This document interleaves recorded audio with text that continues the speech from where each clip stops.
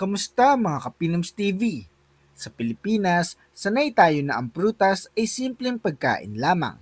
Mga saging, mangga, o rambutan na mabibili sa palengke sa abot kayang presyo. Ngunit sa mundo ng mga mayayaman, may mga prutas na hindi basta panghimagas lang. Ang ilan sa mga ito ay tinuturing na luxury items dahil sa hirap ng pagtatanim, limitadong supply o dahil imported pa mula sa ibang bansa. May mga prutas na umaabot sa libu-libong piso at may ilan pa nga na maaaring kasing presyo ng isang bagong smartphone o higit pa. Sa video na ito, aalamin natin ang 10 pinakamahal na prutas sa Pilipinas na paborito ng mga mayayaman.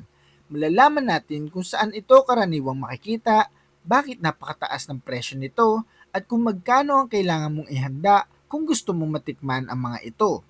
Simula sa mga premium tropical fruits hanggang sa mga ultra-luxury imports, ito ang mga prutas na tunay na pangmayaman.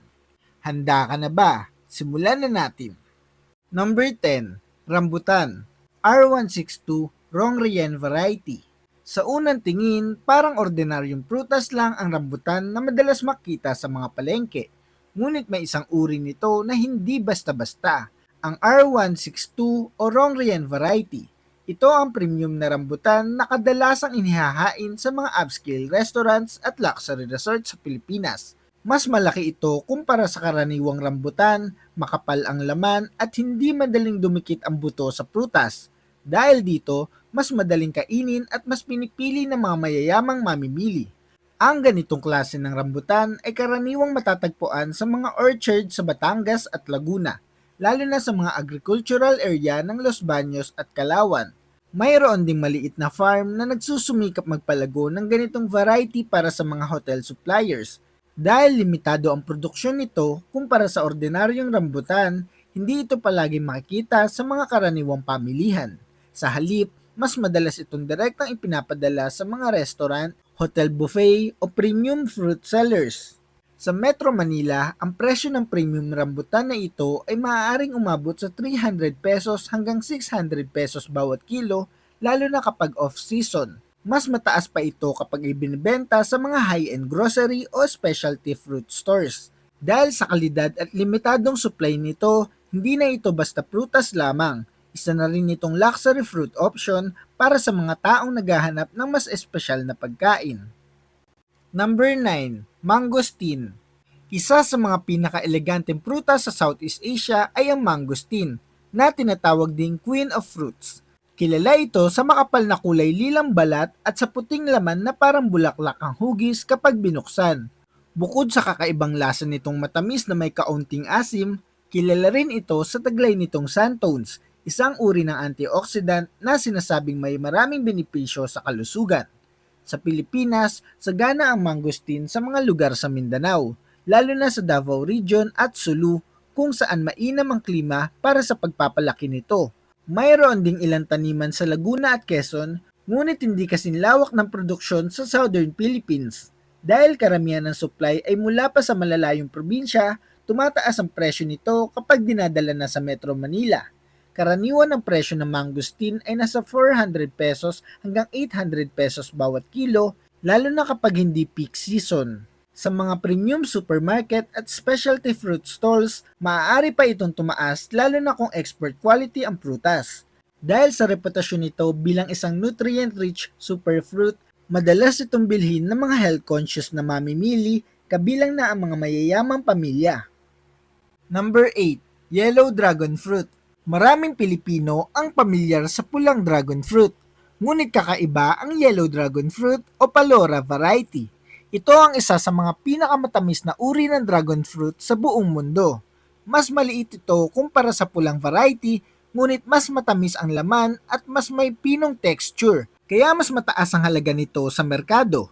Sa Pilipinas, ang ganitong uri ng dragon fruit ay itinatanim sa ilang lugar sa Ilocos Norte, kung saan may mga farm na nakatuon sa high-quality pitaya production. Mayroon din sa ilang agricultural farm sa Cavite kung saan sinusubukan ng mga magsasaka na magpalago ng mas premium na varieties ng dragon fruit para sa specialty markets. Dahil hindi ito kasing dami ng karaniwang dragon fruit, mas limitado rin ang supply nito. Dahil sa rarity at sa mas matamis nitong lasa, Ang presyo ng yellow dragon fruit ay karaniwang nasa 600 pesos hanggang 1,200 pesos bawat kilo. Isa pang dahilan kung bakit mahal ito ay ang maliliit na tinik sa balat na nagpapahirap sa pag-aani. Dahil sa kombinasyon ng rarity at kalidad, unti-unti itong nagiging paboritong exotic fruit sa mga upscale fruit shop sa Pilipinas. Number 7. Marang. Ang marang ay isa sa mga pinaka-underrated ngunit napakasarap na prutas sa Pilipinas. Ito ay kamag-anak ng jackfruit at durian, ngunit mas malambot at mas creamy ang laman. Kapag hinog na hinog, mayroon itong matamis na lasa na halos kahawig ng custard. Dahil dito, maraming food enthusiasts ang itinuturing ito isa sa pinakamahusay na tropical fruit sa bansa. Pinakamaraming marang sa Mindanao, partikular sa Davao at Zamboanga Peninsula. Madalas itong ibinebenta sa mga lokal na pamilyan doon, ngunit bihira itong makarating sa Luzon sa perpektong kondisyon. Ito ay dahil ang prutas na ito ay napaka-sensitive at mabilis masira, kaya kailangan itong maingat na i-harvest at i-transport. Bagamat hindi gaanong mahal sa pinanggalingan nito, tumataas ang presyo ng marang kapag dinadala sa Metro Manila. Ang premium grade na marang na nasa mga specialty fruit market ay maaaring umabot sa 500 pesos hanggang 1,000 pesos bawat piraso, depende sa laki at kalidad. Dahil sa hirap ng logistics at sa pagiging delicate ng prutas, nagiging isa itong rare luxury fruit sa mga lungsod. Number 6. Pink Pineapple. Isa sa mga pinaka-unique na prutas na makikita sa luxury fruit market ay ang pink pineapple o pink glow.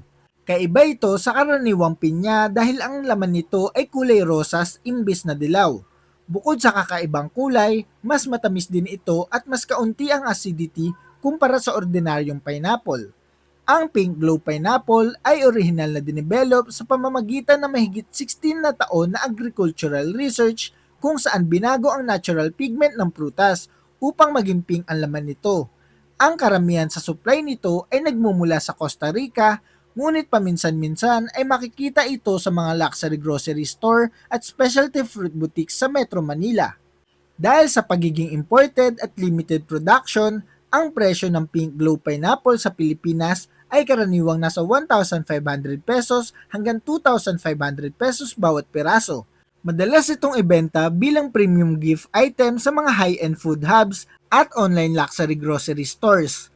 Para sa maraming mayayamang mamimili, hindi lamang ito prutas, isa itong conversation piece at status symbol sa dining table. Number 5. Shine Muscat Grapes. Isa sa mga premium na ubas sa mundo na ngayon ay makikita na rin sa Pilipinas ay ang Shine Muscat Grapes. Kilala ang prutas na ito sa napakalaking butil, makintab na berdeng balat at matinding tamis na halos parang honey. Hindi tulad ng karamihan sa ubas, ang Shine Muscat Grapes ay walang buto at maaaring kainin pati ang balat. Kaya ito ang madalas na piliin ng mga mahilig sa high-end fruit platters at luxury gift baskets. Sa Pilipinas, kadalasang makikita ang Shine Muscat Grapes sa mga premium supermarket sa Metro Manila, tulad ng mga high-end groceries sa Makati, Bonifacio Global City at Ortigas. Karaniwan itong imported mula sa Japan o South Korea, bagamat may ilang experimental farms sa Asia na nagsisikap magpalago ng parehong variety. Dahil sa maingat na cultivation at selective harvesting, limitado lamang ang supply nito sa merkado. Dahil sa kalidad at imported status nito, ang presyo ng Shine Muscat Grapes sa Pilipinas ay karaniwang nasa 1,500 pesos hanggang 4,000 pesos bawat kahon, depende sa laki at brand ng farm na pinanggalingan. Sa mga luxury fruit boutique, madalas itong ibinibigay bilang corporate gift o regalo sa mga politiko, negosyante at high-profile personalities, kaya lalong tumataas ang demand nito. Number 4. Premium Durian. Kapag pinag-uusapan ang mga exotic na prutas sa Southeast Asia, hindi mawawala sa listahan ang durian. Kilala ito bilang king of fruits dahil sa kakaibang lasa at matapang na amoy nito. Ngunit hindi lahat ng durian ay pare-pareho. Ang mga premium varieties tulad ng Musang King at Puyat ang itinuturing na pinakamataas ang kalidad at pinakamahal sa merkado. Sa Pilipinas, ang pangunahing pinanggagalingan ng mga premium durian ay ang Davao Region at North Cotabato, kung saan napakaganda ng klima para sa pagpapalaki ng prutas na ito. Ang Musang King variety ay orihinal na naging popular sa Malaysia. Ngunit sa mga nakaraang taon ay nagsimulang magtanim ng parehong variety ang ilang farmers sa Mindanao upang matugunan ang lumalaking demand ng mga consumer. Ang presyo ng premium durian ay maaaring umabot sa 800 pesos hanggang 3,000 pesos bawat kilo, depende kung buo o nakashell na ang prutas. Ang mga high quality na Musang King na ibinibenta sa mga specialty fruit market sa Metro Manila ay kadalasang mas mahal pa. Dahil sa creamy texture at complex na bittersweet flavor, marami ang handang gumastos ng malaki para lamang matikman ang isa sa mga pinakabantog na prutas sa Asia. Number 3, Japanese Musk Melon.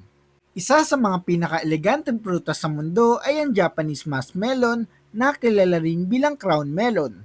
Makikilala ito sa napaka-perfect na bilog na hugis at sa kakaibang pattern ng balat na tila parang natural na ukit. Ang laman nito ay napakalambot, makatas at may matinding natural sweetness na halos parang dessert na. Ang musk melon ay kadalasang imported mula sa Japan, ngunit makikita rin ito sa ilang luxury grocery stores sa Metro Manila, lalo na sa mga Japanese specialty shops sa Makati at Bonifacio Global City. Ang dahilan kung bakit napakataas ng kalidad nito ay dahil sa paraan ng pagpapalaki nito. Isang bunga lamang ang pinapalaki sa bawat puno upang mapunta ang lahat ng nutrisyon sa iisang melon.